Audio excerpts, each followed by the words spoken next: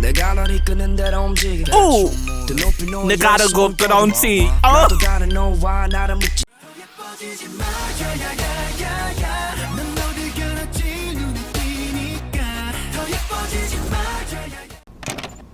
Hello beautiful human being, welcome to my channel.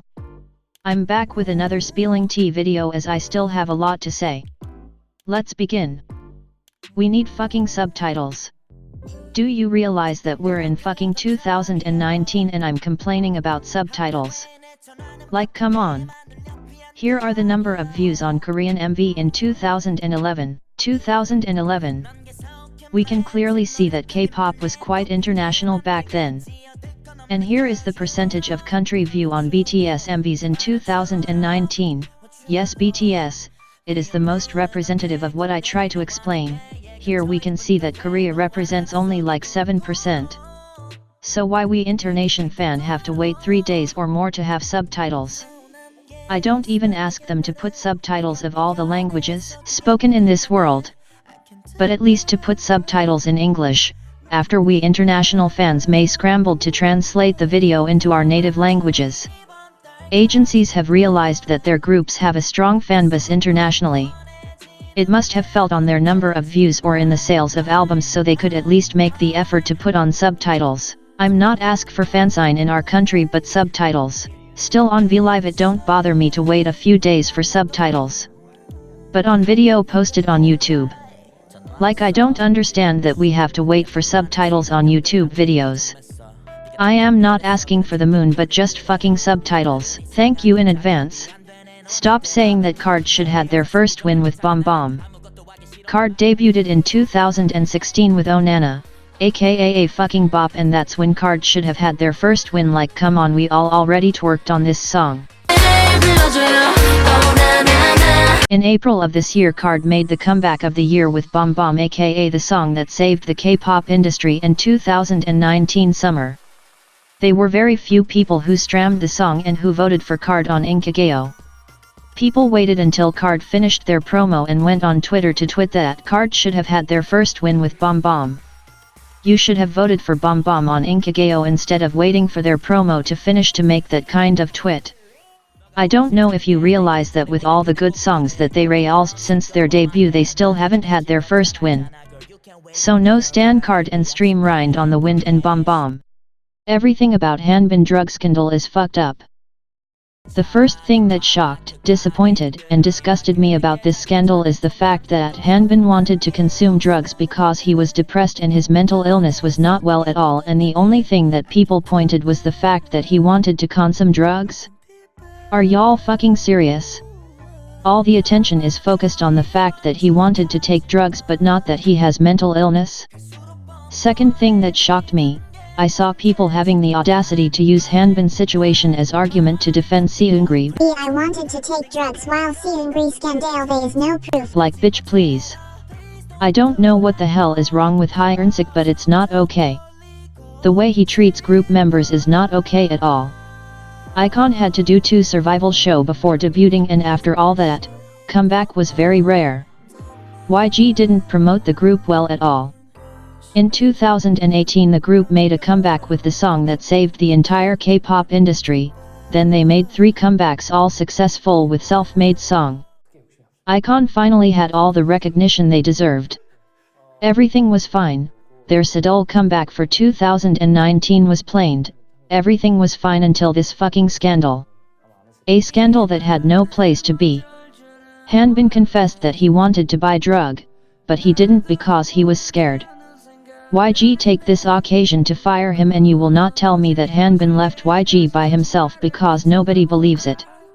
Everything in the way YG take care of iKON was and is bad, and there is a super good video that explain it well.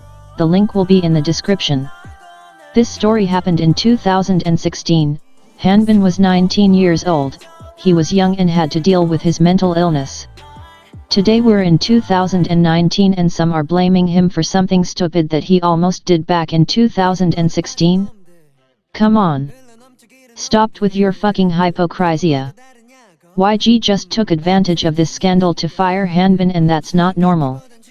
Not even a week after Hanbin was fired, Hanbin was cut off from all the official picture of the group on the YG website.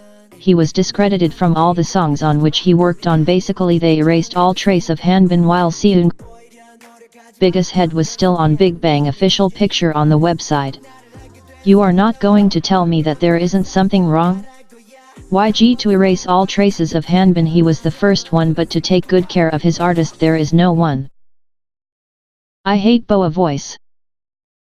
Boa is the queen of K-pop. I recognize it and I respect this point, but I hate her voice. I really can't listen to her songs without cringe. I really can't support her voice. There is certain song that I appreciate and sound really good to me, but lord, her voice I really can't. Lay's gonna leave SM. I think that in the following years SM will tell us that Lay left the agency, and I would not even be surprised.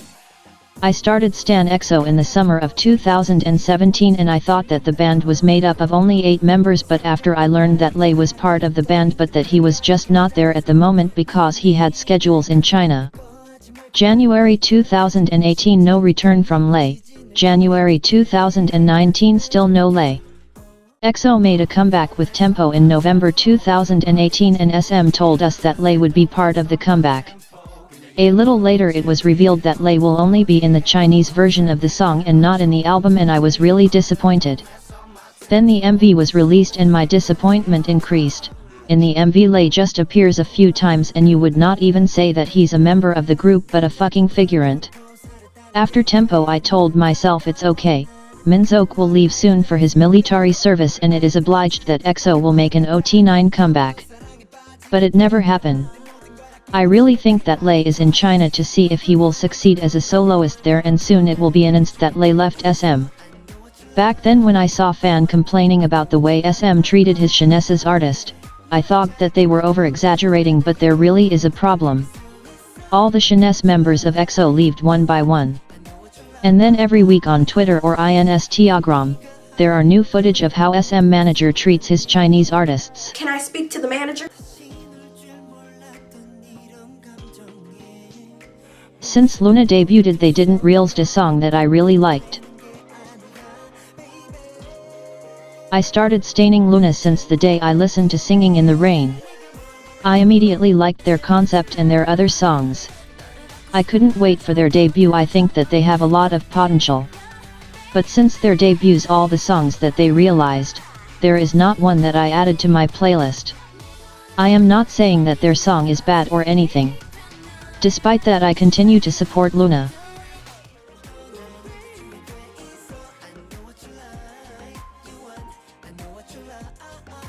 Time for the New Moon is G-Friend best song. The Team G-Friend song all sound the same. I see your comment coming from far, and to be honest I'm part of this team too. I think their song sounds so much similar that I can't even dissociate them most of the time.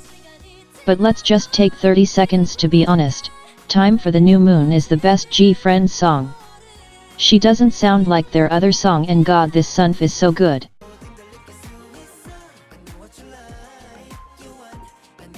SBS, KBS, MBC cameraman need to work on their skins.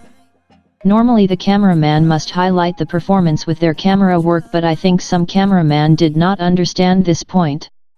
We will take as an example the comeback stage of Audios of Everglow. I really like the camera work of this performance. The cameraman puts the choreography very well in value and each member has screen time. In short, the cameraman really made a good job. No, we're gonna go on YouTube and type Mama 2018 and we will click on a random video.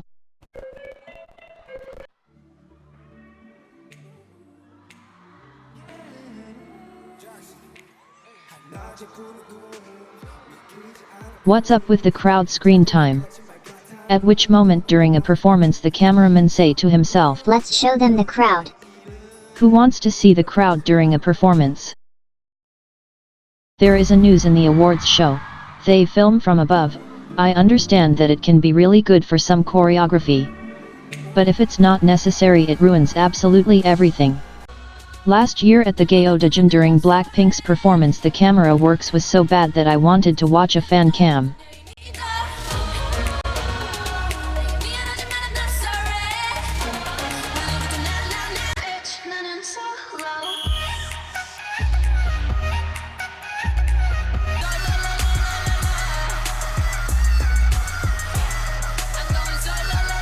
Oh, and by the way, if ATEEZ and Everglow ain't going to go and perform at Mama MMA and every award show with A in their name, then what is the point?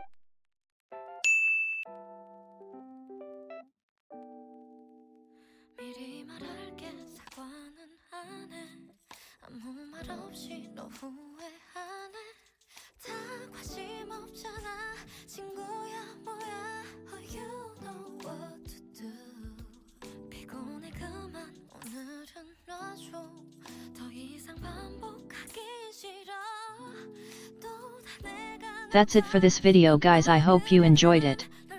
Feel free to express yourself in the comment. Like and subscribe. 난 먼저 일도 내게 비친 너야 내 눈에만 더 빛나줘 더 예뻐지지 마 야야야야야 넌 어디 가나